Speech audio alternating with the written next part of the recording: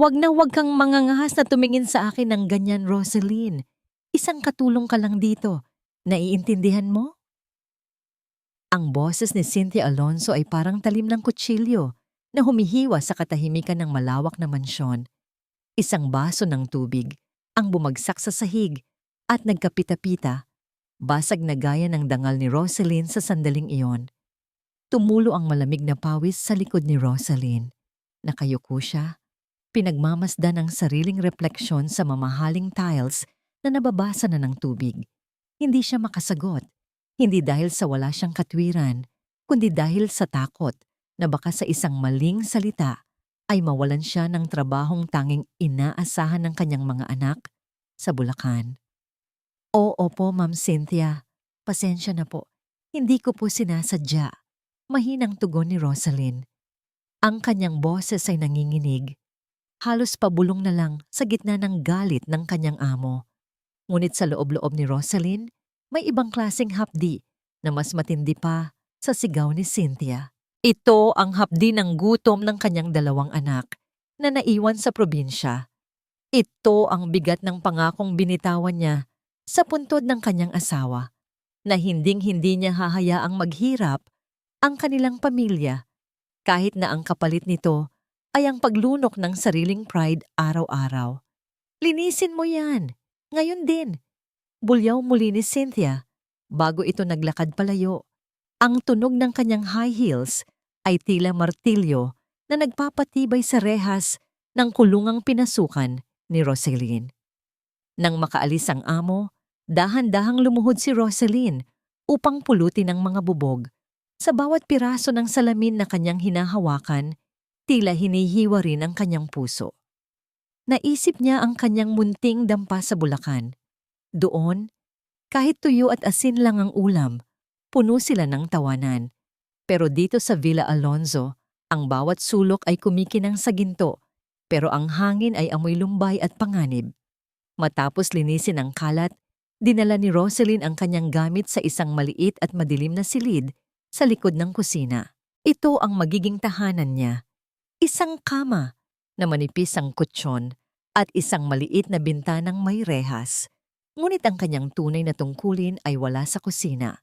Inutusan siya ni Cynthia na maging personal na tagapag-alaga ni Doña Felisa, ang matandang byuda at tunay na may-ari ng mansyong ito.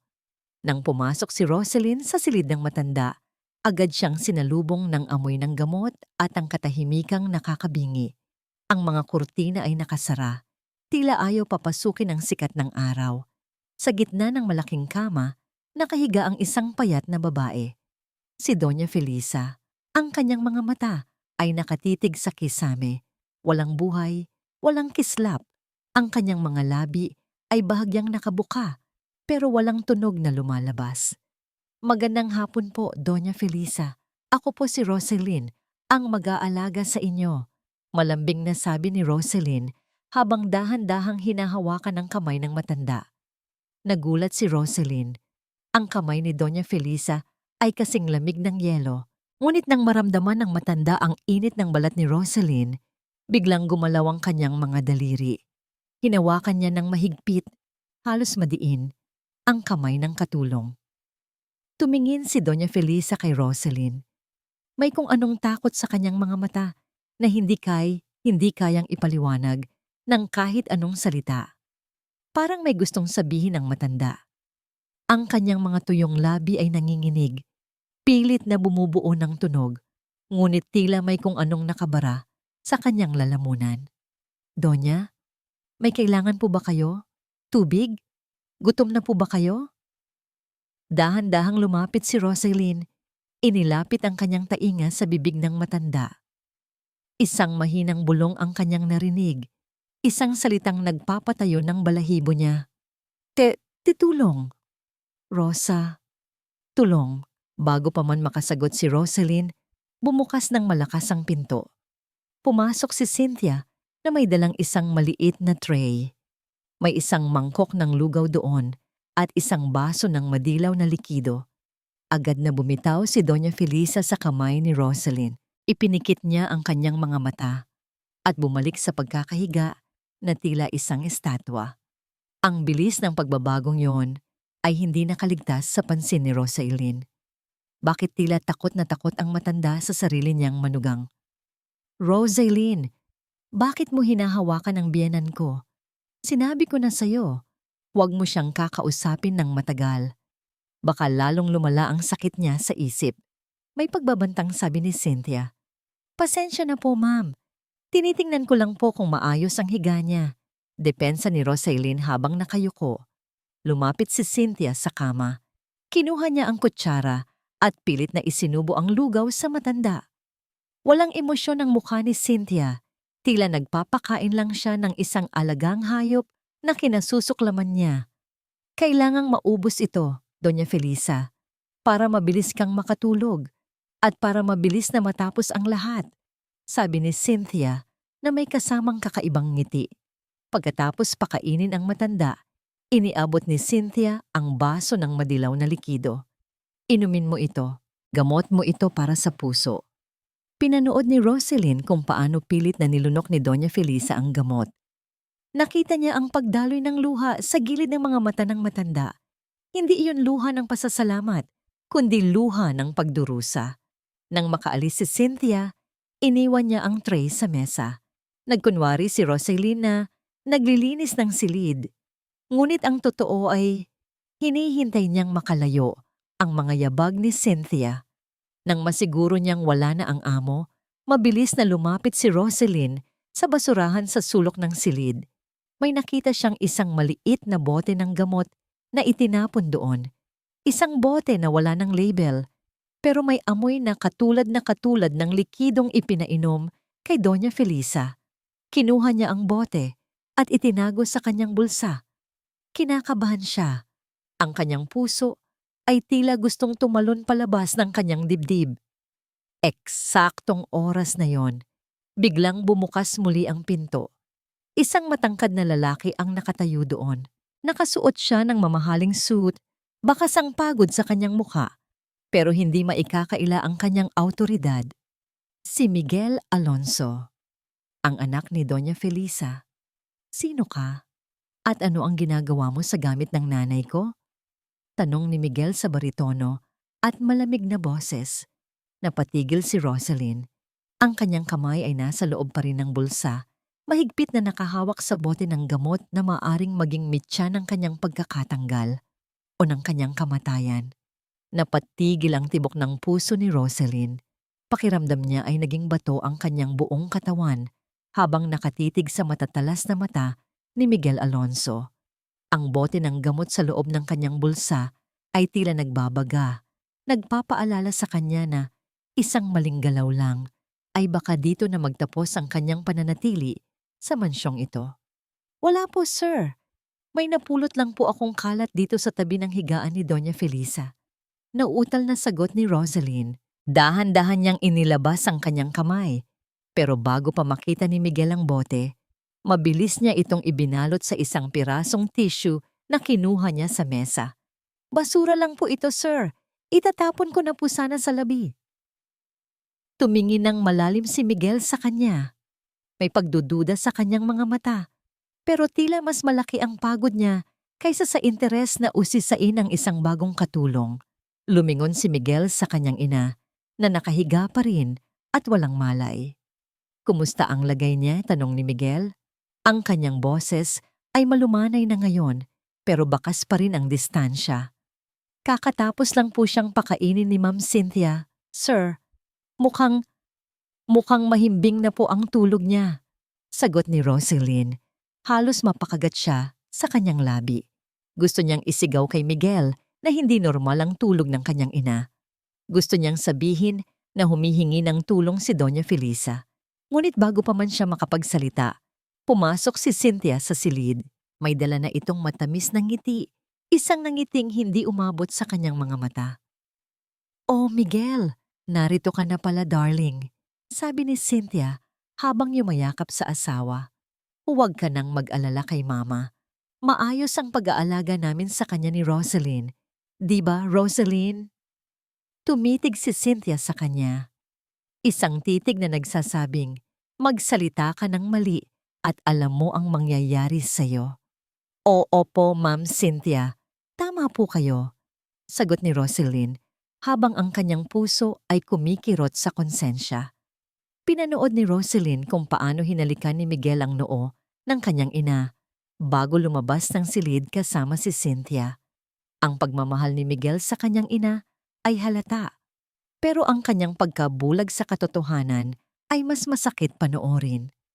Nang maiwan muli ang katahimikan sa silid, mabilis na pumasok si Roselyn sa banyo ng mga katulong. Inilabas niya ang bote ng gamot mula sa kanyang bulsa. Wala itong tatak, pero nang buksan niya ito, ang amoy ay matapang at nakakahilo. Hindi ito gamot sa puso, bulong ni Roselyn sa sarili. Masyadong matapang ang amoy nito para sa isang matanda. Kinaumagahan, muling pumasok si Cynthia na may dalang soup para sa almusal ni Doña Felisa. Nakita ni Roselyn kung paano patagagong nagpatak si Cynthia ng ilang patak mula sa isang maliit na vial patungo sa mangkok. Roselyn, pakainin mo na ang matandang ito. Siguraduhin mong mauubos niya lahat, ha? Huwag kang magtitira kahit isang patak. Utos ni Cynthia bago mabilis na lumabas para sagutin ang kanyang cellphone. Nanginig ang mga kamay ni Roselyn habang hawak ang kutsara. Tiningnan niya si Doña Felisa. Ang matanda ay tila pilit na idinidilat ang kanyang mga mata. Pilit na lumalaban sa antok na dulot ng chemical. Doña, alam ko po ang ginagawa nila sa inyo, bulong ni Roselyn. Isang butil ng luha ang pumatak sa kanyang pisngi. Hindi ko po kayo hahayaang mamatay sa harap ko. Tumingin si Roselyn sa pinto. Siguradong nasa malayo si Cynthia. Mabilis siyang tumayo at dinala ang mangkok ng soup sa lababo sa loob ng silid. Binuksan niya ang gripo at ibinuhos doon ang soup na may lason. Dali-dali siyang kumuha ng mainit na tubig at hinaluan ito ng kaunting asukal at tinapay na dala niya mula sa kusina. Ito ang ipapakain niya sa matanda. Kailangan niyang linisin ang katawan ni Doña Felisa mula sa mga gamot na yon. Habang maingat na pinapakain ni Roselyn ang matanda, unti-unting lumilinaw ang paningin ni Doña Felisa. Hinawakan nito ang braso ni Roselyn, mas mahigpit kaysa kahapon. Salamat, anak, mahinang sabi ng matanda. Ngunit ang munting tagumpay na yon ay naputol nang biglang bumukas ang pinto. Naroon si Cynthia, nakatayo sa may pintuan, nakataas ang kilay at may hawak na camera phone.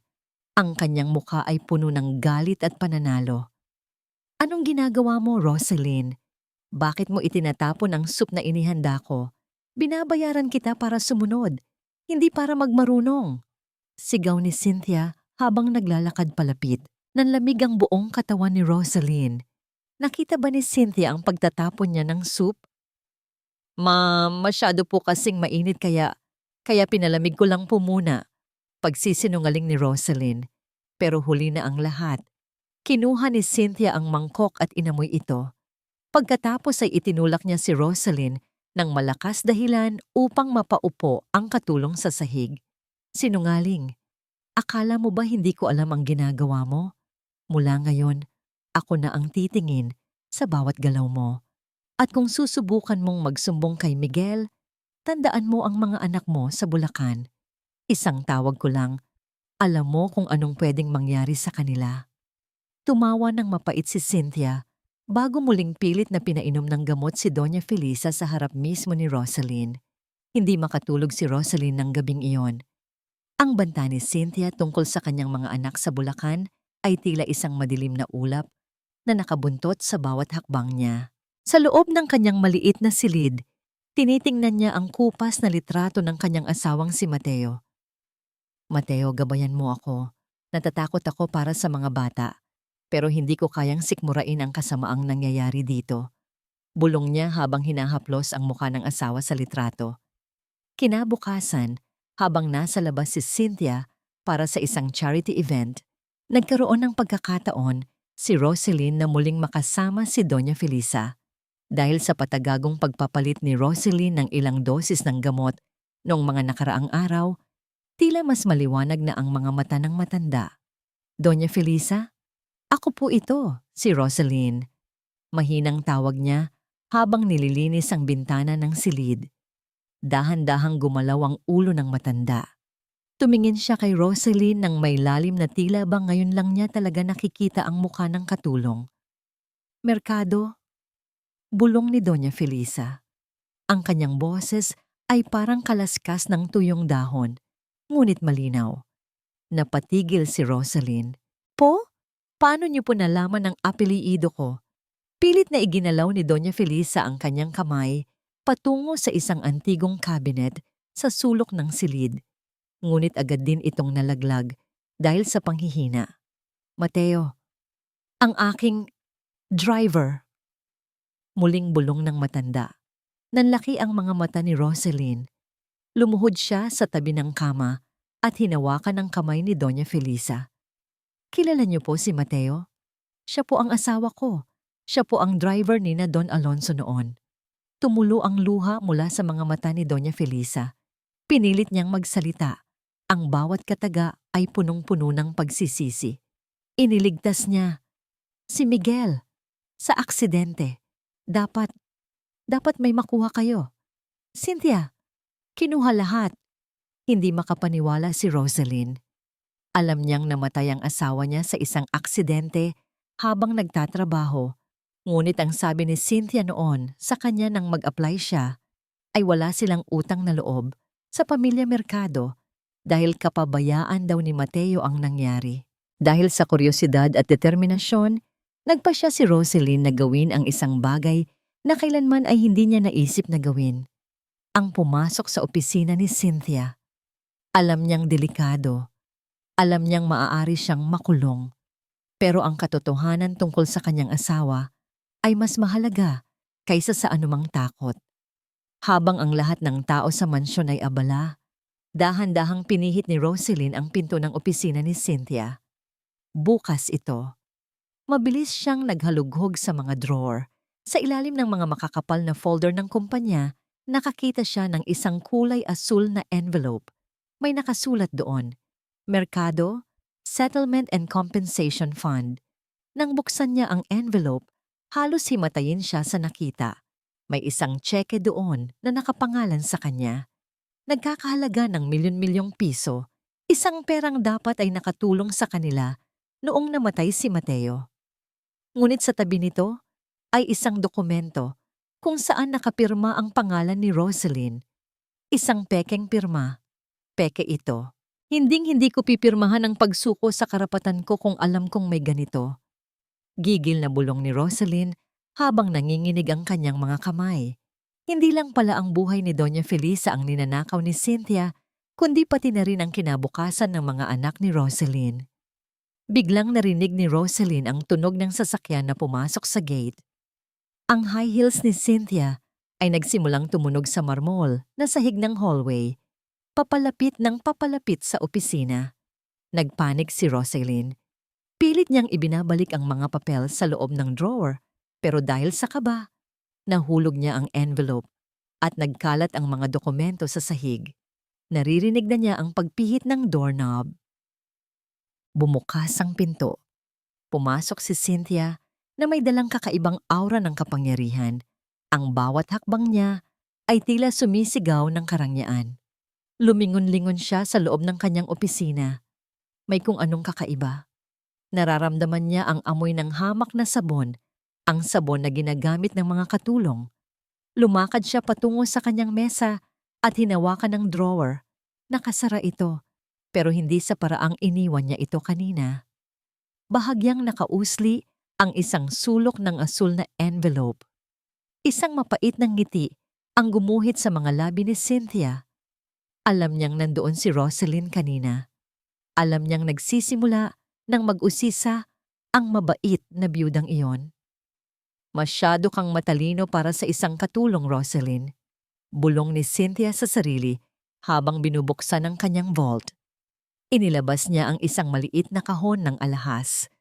Sa loob nito ay isang singsing na may dambuhalang brilyante. Kumikinang ito sa ilalim ng ilaw, pero para kay Cynthia, wala itong halaga, kundi ang katotohanan ito ay isang pekeng replika. Ang tunay na singsing Matagal na niyang naisangla para pambayad sa kanyang lumulubong utang sa sugal sa Macau. Kailangang mawala si Rosaline. Hindi lang dahil sa pakikialam nito kay Doña Felisa, kundi dahil alam na nito ang tungkol sa settlement fund. Kung malalaman ni Miguel ang tungkol sa perang yon, tapos ang maliligayang araw ni Cynthia, lumabas si Cynthia ng opisina at tinawag si Rosaline sa kusina. Rosaline, halika rito sa silid ko. Ngayon din. Mabilis na lumapit si Rosaline. Nakayuko at bakas ang takot sa kanyang mga mata. Halatang nanginginig pa rin ang kanyang mga kamay mula sa muntik na pagkakahuli sa kanya kanina. Ma'am, bakit po? Iwan mo muna ang ginagawa mo sa kusina. Linisin mo ang aking vanity table at siguraduhin mong kikinang ang aking mga alahas. May mahalaga kaming pupuntahan ni Miguel mamayang gabi. Utos ni Cynthia habang sadyang inilalapag ang diamond ring sa ibabaw ng mesa, malapit sa isang tumpok ng tissue. Opo, Ma'am Cynthia, susunod po ako, sagot ni Rosaline.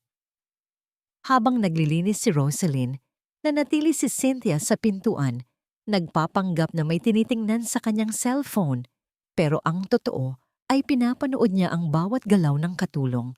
Nakita niyang hinawakan ni Rosaline ang sing-sing para punasan ito.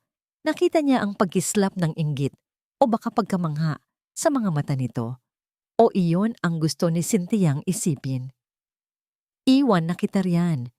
Siguraduhin mong walang mawawala, kundi alam mo na ang kahihinatnan mo. Huling babala ni Cynthia bago siya naglakad paalis, patungo sa balkonahe kung saan nandoon si Miguel. Darling, tawag ni Cynthia kay Miguel na kasalukuyang nagbabasa ng mga ulat ng kumpanya. Napansin mo ba?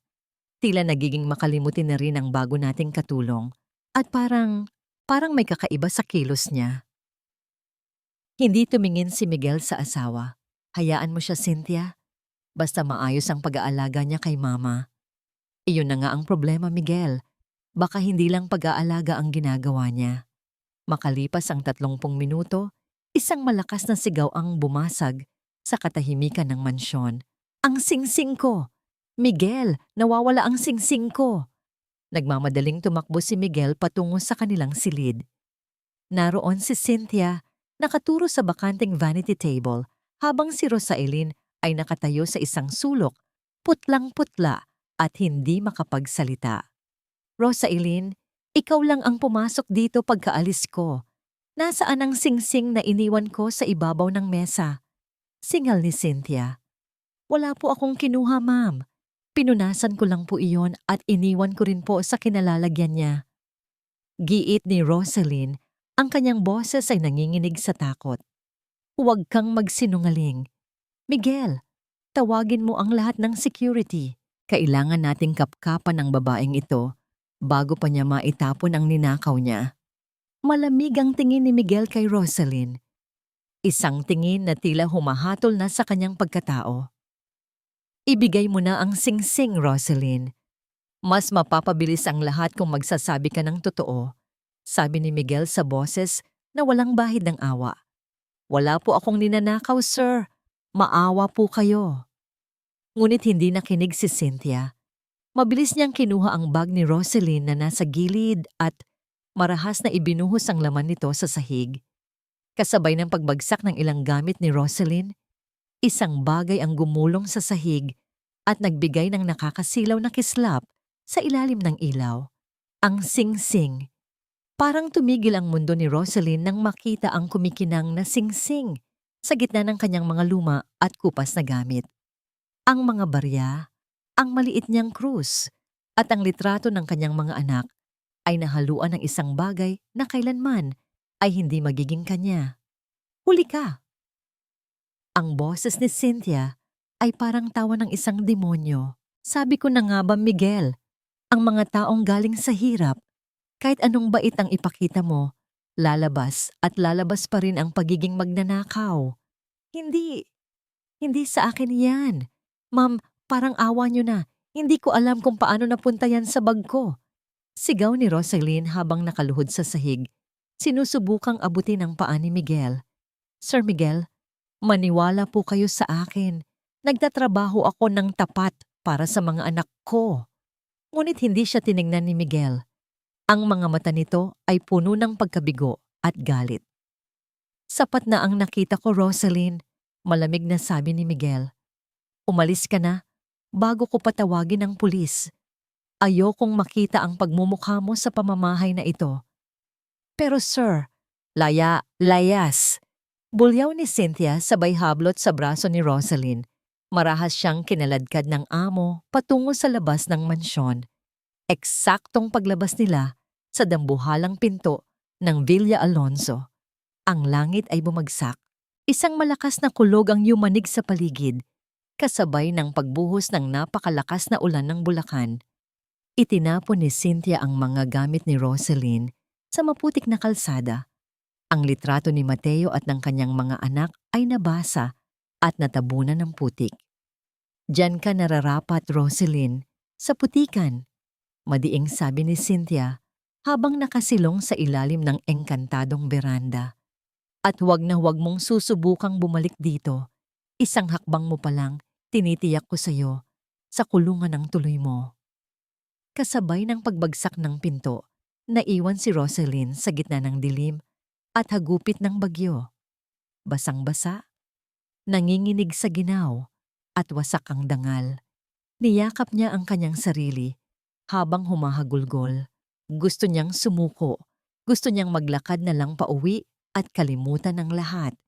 Pero nang maisip niya ang malamig na kamay ni Doña Felisa at ang lason na patuloy na ibinibigay ni Cynthia sa matanda, tumigil ang kanyang pag-iyak. Hindi! Bulong ni Rosaline sa gitna ng ulan. Kung susuko ako ngayon, papatayin niya si Doña Felisa at hinding-hindi ko makukuha ang katarungan para kay Mateo. Sinalat niya ang lihim na bulsa ng kanyang suot na jacket. Nandoon pa rin ang kanyang cellphone, ang tanging sandata niya. Nandoon ang recording ng pag-amin ni Cynthia tungkol sa settlement fund, ang video ng pagmamaltrato nito sa matanda, at ang litrato ng boteng walang label. Tumayo si Rosaline. Kahit masakit ang katawan, kahit walang sapato na maayos, nagsimula siyang maglakad sa gitna ng baha at dilim. Nilakad niya ang mahabang distansya mula sa subdivision patungo sa highway hanggang sa makasakay siya ng bus patungo sa lungsod kung nasaan ang opisina ni Miguel. Umaga na nang makarating siya sa harap ng dambuhalang gusali ng Alonso Holdings. Ang hitsura niya ay parang isang palaboy. Gusot-gusot ang damit, may mga tuyong putik sa mukha, at namumula ang mga mata dahil sa puyat at iyak. Manong, kailangan ko pong makausap si Sir Miguel Alonso. Napakahalaga po. Pakiusap ni Rosaline sa security guard na nakaharang sa kanya. Umalis ka na rito, Manang. Hindi tumatanggap ng pulubi ang boss namin. Taboy sa kanya ng guard habang hawak ang kanyang batuta. Hindi ako pulubi. Ako ang nag-aalaga sa nanay niya. May kailangan siyang malaman bago mahuli ang lahat. Sigaw ni Rosaline. Nagkagulo sa entrance. Pinagtitinginan siya ng mga empleyadong nakasuot ng mamahaling suit at dress. Akmang kakaladkarin na siya ng 2 guards. Palabas nang biglang bumukas ang glass door. Lumabas si Miguel, kasunod ang kanyang mga assistant. Huminto siya nang makita ang kaguluhan. Sir Miguel! Sigaw ni Rosaline. Sapat na para marinig ng lahat. Ang singsing na nakita niyo sa bag ko. Peke yon. Isinanla na ng asawa mo ang tunay na alahas ni Doña Felisa para sa sugal. At heto ang ebidensya kung paano niya pinapatay ng dahan-dahan ang nanay niyo. Itinaas ni Rosaline ang kanyang cellphone. Ang screen ay basag, pero ang liwanag nito ay sapat na para mapatitig ang lahat. Tumingin ako sa babaeng nasa harap ko. Hindi ko siya halos makilala. Ang dating malinis at maayos na katulong na ipinagkatiwala ko kay Mama ay mukhang basang sisiw na galing sa kung saang estero. Nakaramdam ako ng matinding hiya habang pinagtitinginan kami ng aking mga empleyado. Ngunit higit sa hiya, may kung anong kaba ang gumapang sa dibdib ko nang banggitin niya ang pangalan ni Mateo at ang singsing ni Mama. Sir Miguel, parang awa niyo na. Makinig kayo sa akin kahit ngayon lang. Pagsusumamo ni Rosaline. Ang boses niya ay paos, tila galing sa isang taong wala nang iluluha pa. Dalhin niyo siya sa loob ng opisina ko. Ngayon din, utos ko sa mga guards. Hindi ko alam kung bakit ko ginawa iyon. Siguro dahil sa lalim ng mga mata niya, nakita ko ang isang katotohanang pilit kong iniiwasan. Sa loob ng aking opisina, hindi makaupo si Rosaline. Natatalsikan ng tubig mula sa kanyang basang damit ang aking mamahaling leather sofa, pero tila hindi niya ito napapansin. Nanginginig ang kanyang kamay habang iniaabot sa akin ang kanyang cellphone. Panoorin niyo po ito, sir. At pakinggan niyo ang boses ng asawa niyo kapag wala kayo sa bahay, sabi niya. Pinindot ko ang play. Isang video ang lumabas. Malabo dahil nakatago ang cellphone sa loob ng isang plorera, pero ang boses ay malinaw na malinaw. Pirman mo na ito. Matanda ka. Huwag kang mag-inarte. Wala na ang anak mo para protektahan ka. Abala siya sa pagpapayaman sa kumpanya. Iyon ang boses ni Cynthia. Pero hindi ito ang boses ng asawang malambing na humahalik sa akin tuwing umaga. Ang boses na ito ay puno ng puot, puno ng kamandag. Nakita ko sa video kung paano marahas na hinahablot ni Cynthia ang kamay ni Mama para itapat sa isang dokumento. Narinig ko ang mahinang daing ni Mama, isang tunog ng pagdurusa na tila sumaksak sa sarili kong puso. At itong singsing na ito, isasanla ko na to. Hindi mo na kailangan ng brilyante sa kinalalagyan mo. Magtiis ka sa replika. Patuloy ng boses ni Cynthia sa video. Nabitawan ko ang cellphone sa ibabaw ng aking mesa. Nanginginig ang aking mga kamay. Parang gumuho ang buong mundo ko sa loob ng ilang minuto. Ang lahat ng tiwalang ibinigay ko kay Cynthia. Ang lahat ng oras na iginugol ko sa trabaho habang ang sarili kong ina ay pinahihirapan. Lahat ng iyon ay bumalik sa akin bilang isang matinding sampal. Sir Miguel, tawag ni Rosaline. Hindi lang po iyan. Ang asawa niyo rin po ang kumuha ng perang inilaan niyo para sa pamilya ko noong mamatay si Mateo. Pinirikin niya ang pirma ko. Inilabas ni Rosaline ang mga dokumento mula sa kanyang basang jacket. Ang settlement fund. Nakita ko ang pirma, isang pamilyar na paraan ng pagsulat na alam kong kay Cynthia. Napaupo ako sa aking silya, sapo ang aking noo.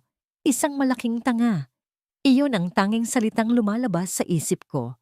Pinaniwalaan ko ang isang demonyo at pinalayas ko ang tanging tao na tunay na nagmamahal sa aking ina.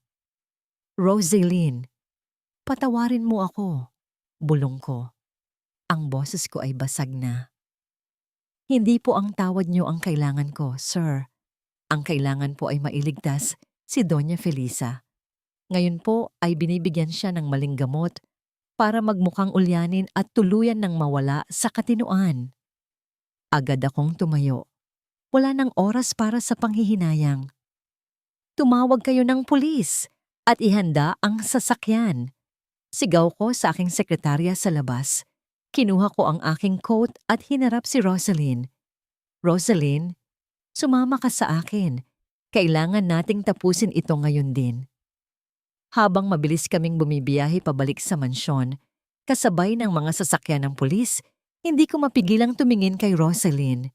Sa kabila ng dumi at pagod, may isang uri ng liwanag sa kanyang mukha. Isang dignidad na hindi kailanman matatapatan ng yaman ng mga Alonzo.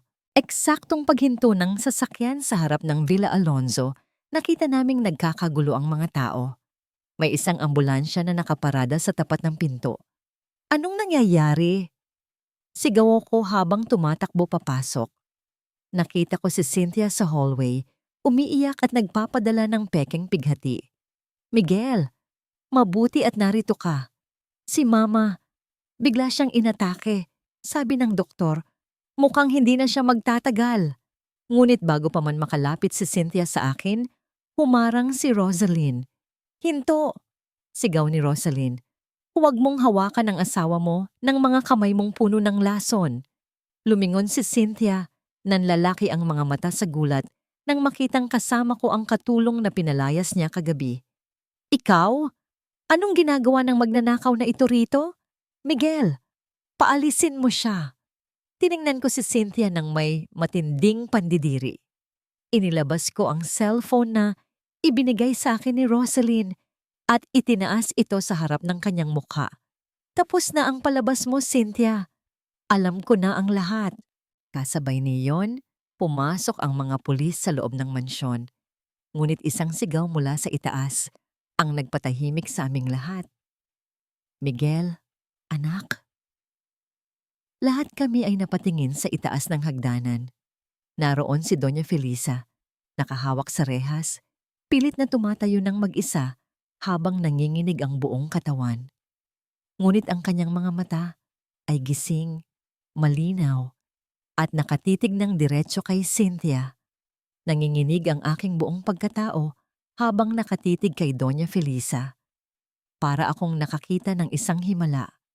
Ang matandang akala ng lahat ay wala ng katinuan.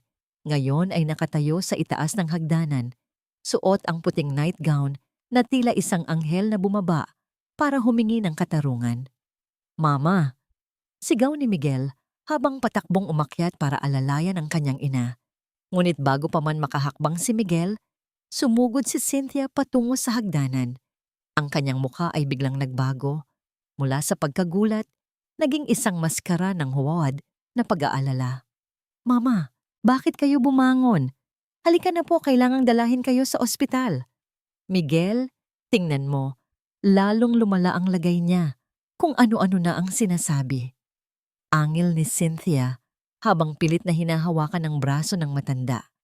Doon ko na naramdaman ang pagputok ng lahat ng puot na kinimkim ko sa loob ng maraming araw. Hindi na ako ang Rosaline na nakayuyuko. Hindi na ako ang Rosaline na takot mawala ng trabaho. Bitawan mo siya.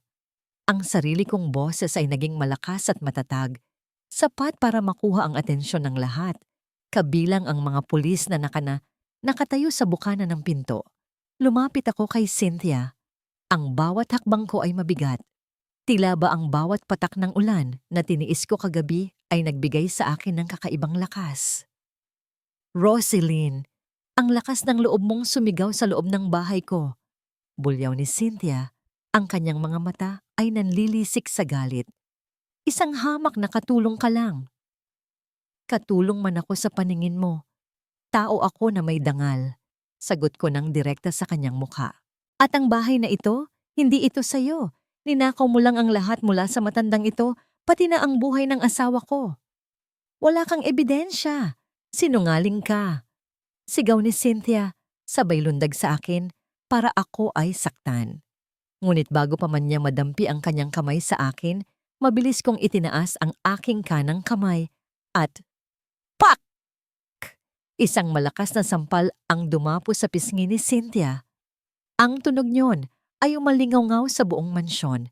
Napalingon ang kanyang ulo sa lakas ng tama at ang kanyang perpektong ayos ng buhok ay nagulo. Katahimikan. Kahit si Miguel ay napatigil sa pag-akyat. Iyan ay para sa lahat ng mga gabing hinayaan mong magutom ang iyong biyenan. Sabi ko sa boses na malamig at puno ng awtoridad. Muli kong itinaas ang aking kamay. Pak! Kakak!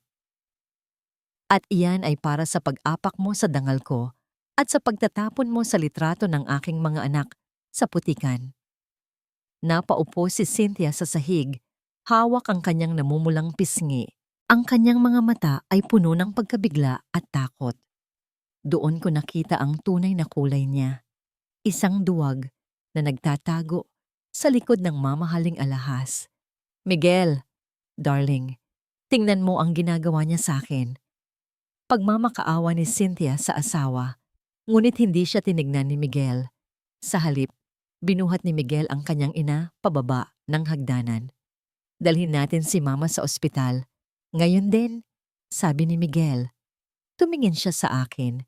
May halong paghanga at matinding pagsisisi sa kanyang mga mata. Rosaline, sumama ka. Dinala namin si Doña Felisa sa pinakamalapit na ospital habang ang mga pulis ay nanatili sa mansyon para imbestigahan ang mga gamot at dokumentong ibinunyag ko. Si Cynthia ay isinama na rin ng mga awtoridad para sa questionable niyang mga kilos. Sa loob ng emergency room, ang lahat ay tila mabilis na nagaganap. Kinuhanan ng dugo si Doña Felisa habang kami ni Miguel ay naghihintay sa labas ng hallway. Hindi ako mapakali. Paano kung huli na ang lahat? Paano kung ang mga chemical na ibinigay ni Cynthia ay permanenteng nakasira sa katawan ng matanda? Makalipas ang 1 oras, lumabas ang doktor. Hawak niya ang isang folder. Ang kanyang mukha ay seryoso. "Kayo ba ang pamilya ni Doña Felisa Alonso?" Tanong ng doktor. "Ako po ang anak niya, Dok. Ano pong lagay ng nanay ko?" Tanong ni Miguel. Bakas ang pangamba sa boses. Huminga ng malalim ang doktor bago nagsalita. "Mabuti na lang at nadala niyo siya rito sa tamang oras. Nakakita kami ng mataas na level ng neurotoxin at sedative residue sa kanyang dugo. Ang mga gamot na ito ay hindi para sa sakit sa puso o lola. Ito ay mga gamot na dahan-dahang nagpaparalisa sa kanyang nervous system para magmukhang ulyanin at tuluyang mawala sa katinoan." Nanlumo si Miguel. Sinasabi niyo po bang nilalalason ang nanay ko?" "Sa madaling salita, oo," sagot ng doktor. "At base sa mga kung hindi siya naagapan sa loob ng susunod na 2 araw, maaring tumigil na ang kanyang paghinga." Napatingin sa akin si Miguel. Ang kanyang mukha ay puno ng matinding sakit. Kung hindi dahil sa isang maliit na katulong na gaya ko, ang kanyang ina ay magiging isang malamig na bangkay na ngayon. Eksaktong oras na yon, pumasok ang isang pulis sa ospital. "Sir Miguel, kailangan niyo pong pumunta sa istasyon. May nakita kaming isang lihim na vault sa kwarto ni Mrs. Cynthia Alonso. Doon namin natagpuan ang tunay na singsing ni Doña Felisa at ang mga dokumento tungkol sa settlement fund ni Mrs. Mercado." Lumingon ako sa bintana ng ospital. Ang ulan ay tumitigil na at ang unang sikat ng araw ay nagsisimula ng sumilip sa mga ulap. Ngunit bago kami makaalis, isang nurse ang lumabas mula sa kwarto ni Doña Felisa. "Sir, gising na po ang pasyente. Hinahanap niya po ang isang Rosaline." Dahan-dahan kong pinihit ang pinto ng silid ni Doña Felisa. Ang amoy ng gamot ay napalitan na ng amoy ng mga sariwang bulaklak na ipinadala ni Miguel. Ang puting liwanag ng araw ay tumatagos sa bintana, tila ba nagbibigay ng bagong pag-asa sa bawat sulok ng kwarto. Nakaupo sa kanyang kama, si Doña Felisa. Hindi na siya ang matandang walang buhay na nakita ko noong unang araw. May kulay na ang kanyang mga pisngi at ang kanyang mga mata ay nagniningning sa talino at pasasalamat. "Rosaline, lumapit ka anak," mahinang tawag niya. Lumapit ako at kinuha ang kanyang kamay. Sa pagkakataong ito, ang kamay niya ay mainit at buhay na buhay. "Salamat, Rosaline. Kung hindi dahil sa iyo, baka sa sementeryo na ang tuloy ko," sabi ni Doña Felisa habang hinahaplos ang aking pisngi. "Patawarin mo kami. Patawarin mo ang pamilya ko sa lahat ng sakit na idinulot ni Cynthia sa iyo." "Wala na po yun, Doña. Ang mahalaga po ay ligtas na kayo," sagot ko habang pinipigilan ang aking mga luha. Bumukas ang pinto at pumasok si Miguel. Hawak niya ang isang asul na folder at ang orihinal na singsing ni Doña Felisa. Lumapit siya sa amin at ibinigay sa akin ang folder. "Rosaline, ito ang lahat ng settlement fund na ninakaw ni Cynthia. Kasama na rito ang interes sa loob ng maraming taon," sabi ni Miguel. Ang kanyang boses ay puno ng paggalang. "Hindi ito kabayaran sa lahat ng paghihirap mo, kundi ito ay karapatan mo at ng iyong mga anak." Binuksan ko ang folder. Ang halaga ay sapat na para makapag-aral ang aking mga anak hanggang kolehiyo, para maipaayos ang aming bahay, at para hindi na kami magutom kailanman. "At may isa pa," patuloy ni Miguel. "Gusto kong malaman mo na si Mateo, ang iyong asawa, ay isang bayani. Kung hindi dahil sa kanya, wala ako rito ngayon. Siya ang nagsakripisyo ng sarili niyang buhay para iligtas ako sa aksidenteng iyon. At simula ngayon, bahagi ka na ng pamilyang ito. Hindi ko na napigilan ang aking pag-iyak. Lahat ng pagod, lahat ng pait at lahat ng pagtitiis ko sa ilalim ng kamay ni Cynthia ay tila naglaho na parang bula. Ang katotohanang matagal nang ibinaon sa lupa ay lumabas na rin sa wakas. Kumusta na po si Ma'am Cynthia? Tanong ko pagkalipas ng ilang sandali. Nasa kulungan na siya, Rosaline. Sagot ni Miguel ng may determinasyon. Haharap siya sa kasong frustrated parricide, theft at falsification of documents. Hindi ko hahayaang makalabas siya hanggat hindi niya pinagbabayaran ang ginawa niya sa inyo ni Mama. Nang hapong iyon, bago ako bumalik sa Bulacan para sunduin ang aking mga anak, dumaan muna ako sa puntod ni Mateo. Inilapag ko ang isang pumpon ng puting bulaklak sa kanyang lapida. Hindi na ako nanginginig sa takot. Hindi na ako ang gapi at api. Mateo, bulong ko habang nakatingin sa langit na unti-unting nagiging kulay ube sa paglubog ng araw. Maayos na ang lahat. Ang mga anak natin, magkakaroon na sila ng magandang kinabukasan. At ikaw, alam na ng buong mundo kung gaano kakabuting tao. Naramdaman ko ang isang malambot na ihip ng hangin, tila isang yakap mula sa kabilang buhay. Natutunan ko na ang tunay na yaman ay wala sa gintong suot o sa malaking mansyong tinitirhan. Ang tunay na yaman ay ang malinis na konsensya at ang tapang na manindigan para sa kung ano ang tama, kahit gaano kapakaliit sa paningin ng mundo. Dahil sa huli, ang liwanag ay palaging mananaig sa dilim. Lumakad ako palayo sa sementeryo nang may ngiti sa aking mga labi. Sa unang pagkakataon, sa loob ng mahabang panahon, malaya na ako. Malaya na kami. At dito nagtatapos ang kwento ng katapatan, tapang, at pag-asa ni Rosailin Mercado sa loob ng Villa Alonso. Maraming salamat sa inyong pananatili at pakikinig hanggang sa huling sandali ng ating kwento. Habang isinusulat ko ang bawat kabanata ng buhay ni Rosailin, hindi ko mapigilang makaramdam ng matinding emosyon. Ang kanyang pagtitiis bilang isang ina at ang kanyang lakas na manindigan sa gitna ng kawalang katarungan ay tunay na nag-iwan ng marka sa aking puso.